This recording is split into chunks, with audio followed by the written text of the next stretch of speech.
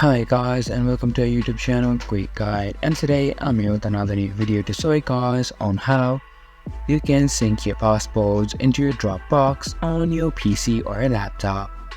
To do so, simply open up dropbox.com on your Google Chrome browser and then log into your Dropbox account like I already did. And after going on into Dropbox account, simply click on this grid option right here. After clicking on it, scroll down until you see the option for passport, and here you can see the sync and store your passport options. Well, after clicking on it, if you have not already downloaded the Dropbox extension, simply download the extension, which the button will take you. After downloading the extension, you can see that you'll be on this kind of page. From here, you are able to add all your accounts and also all of the sites that you want your account to be registered and logged in all times.